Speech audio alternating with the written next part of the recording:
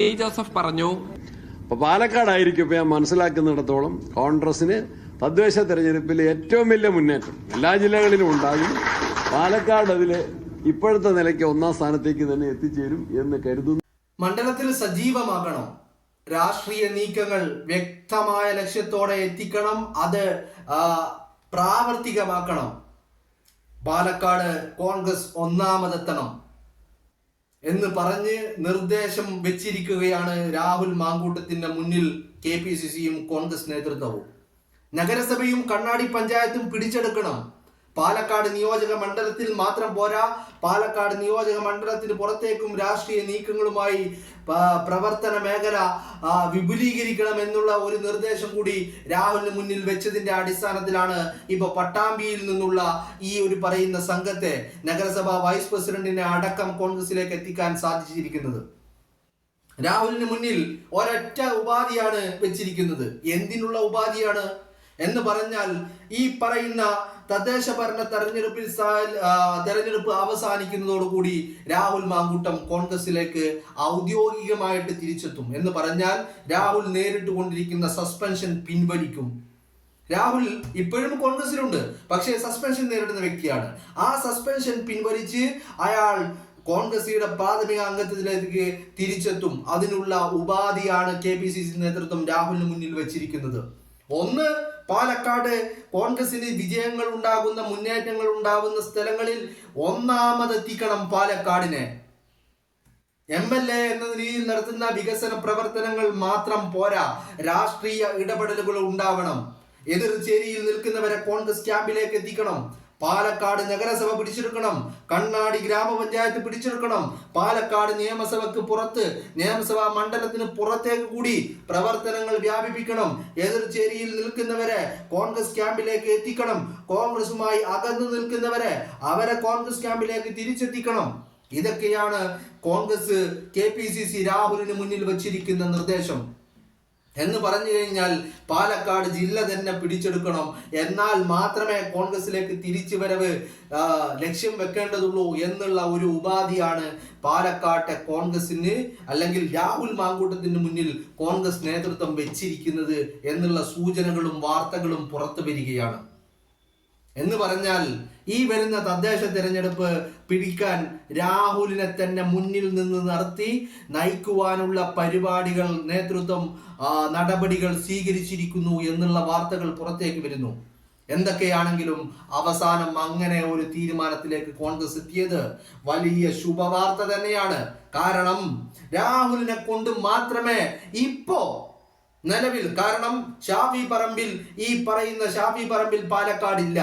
ഷാഫി പറമ്പിൽ വടകരയിൽ, ഈ പറയുന്ന വടകരയിൽ പെടുന്ന കൂത്തുപറമ്പ്, തലശ്ശേരി, വടകര, കുറ്റ്യാടി, നാദാപുരം, കൊയിലാണ്ടി, പേരാമ്പ്ര തുടങ്ങിയ മണ്ഡലങ്ങളിൽ സജീവമാണ് ഷാഫിക്ക് നൽകിയിരിക്കുന്ന നിർദ്ദേശം. പക്ഷേ പാലക്കാട് ഷാഫി ഇല്ലാത്തത് കൊണ്ടും പാലക്കാട്ടെ സ്വാധീനിക്കാൻ കഴിവുള്ള വ്യക്തി രാഹുൽ മാങ്കൂട്ടമായതുകൊണ്ടും രാഹുലിന്റെ മുന്നിൽ ഉപാധികൾ വെച്ചിരിക്കുകയാണ്.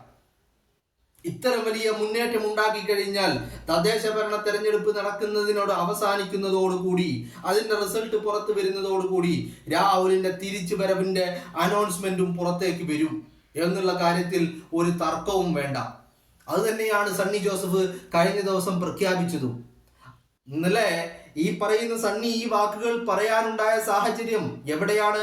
രാഹുലിന്റെ വ്യക്തമായ ഇടപെടലുകൾ, ആ ഇടപെടലുകൾ കൊണ്ടുചെന്ന് അവസാനിപ്പിച്ചത് പട്ടാമ്പിയിൽ നിന്നുള്ള പട്ടാമ്പി നഗരസഭയുടെ വൈസ് പ്രസിഡന്റ് ആയിട്ടുള്ള ആള്, ആ വ്യക്തി, അദ്ദേഹത്തിന്റെ കൂടെ അദ്ദേഹത്തെ പിന്താങ്ങുന്ന പല ആളുകളും ഈ പറയുന്ന കോൺഗ്രസിലേക്ക് തിരിച്ചെത്തിക്കൊണ്ടാണ് രാഹുലിന്റെ പ്രവർത്തനത്തിന്റെ ആദ്യ റിസൾട്ട് പുറത്തു വരുന്നത്. അതുകൊണ്ട് തന്നെയാണ് രാഹുലിന് മുന്നിൽ പുതിയ ഉപാധികൾ വെച്ചിരിക്കുന്നത്. ഇത് ഇന്നും ഇന്നലെയും വെച്ച ഉപാധികളല്ല, പക്ഷേ ഇപ്പോഴാണത് പുറത്തേക്ക് ചാടുന്നത് എന്നുള്ളതാണ്. രാഹുൽ വ്യക്തമായ നീക്കങ്ങൾ ദിവസങ്ങളായിട്ട് നടത്തിക്കൊണ്ടിരിക്കുകയുമാണ് പാലക്കാട്ട്. അതിൽ ഒന്ന് നഗരസഭ പിടിക്കുവാനുള്ള നീക്കമാണ്. അതിൽ പ്രധാനപ്പെട്ടത് നിലവിലെ നഗരസഭാ അധ്യക്ഷയായിട്ടുള്ള പ്രമീള ശശിധരനെ തന്നെയാണ് ലക്ഷ്യം വെക്കുന്നത്. പ്രമീള ശശിധരനോടൊപ്പം മറ്റു ചില കൗൺസിലർമാർ കൂടി പ്രമീള ശശിധരനോടൊപ്പം കോൺഗ്രസ് ക്യാമ്പിലേക്ക് എത്തും എന്നുള്ള കാര്യത്തിൽ ഒരു തർക്കവും വേണ്ട. അതുപോലെ തന്നെ കണ്ണാടി പഞ്ചായത്ത്, CPM ഭരിക്കുന്ന കണ്ണാടി പഞ്ചായത്ത്. പാലക്കാട് നഗരസഭയിൽ BJP ആണ് അധികാരത്തിലെങ്കിൽ കണ്ണാടി പഞ്ചായത്ത് ഭരിക്കുന്നത് CPM ആണ്.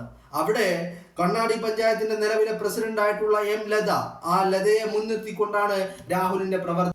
ലത ഈ കണ്ണാടി പഞ്ചായത്ത് പ്രസിഡന്റ് ആയിട്ടുള്ള ലതയോടൊപ്പം നിലവിലെ മെമ്പർമാരായിട്ടുള്ള പലരും കോൺഗ്രസ് ക്യാമ്പിലേക്ക് എത്തും എന്ന് പറഞ്ഞു കഴിഞ്ഞാൽ അവിടെ CPIയുടെ മറ്റൊരു പ്രതിനിധി കൂടിയുണ്ട്. കഴിഞ്ഞ ദിവസങ്ങളൊക്കെ രാഹുലുമായിട്ട് സമരരംഗത്ത് കണ്ണാടി പഞ്ചായത്തിലെ ഈ പറയുന്ന ഡാറ്റാ ബാങ്കുമായി ബന്ധപ്പെട്ട ചില സമരങ്ങളിൽ ആ CPIയുടെ മെമ്പറെ കൂടി നമ്മൾ രാഹുലിനോടൊപ്പം കാണുകയും ചെയ്തിരുന്നു.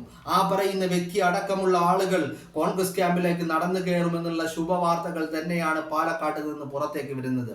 അങ്ങനെ സംഭവിച്ചു കഴിയുമ്പോൾ കണ്ണാടി പഞ്ചായത്തിലെയും BJP ഭരിക്കുന്ന ഈ പറയുന്ന പാലക്കാട് നഗരസഭയുടെയും ഭരണം കോൺഗ്രസ് കരങ്ങളിലേക്ക് എത്തിക്കഴിയുമ്പോൾ രാഹുൽ തന്റെ ദൗത്യം പൂർത്തീകരിക്കും. രാഹുലിന് ഇതിൽ ചില വേറെ കുറെ ലക്ഷ്യങ്ങൾ കൂടിയുണ്ട്.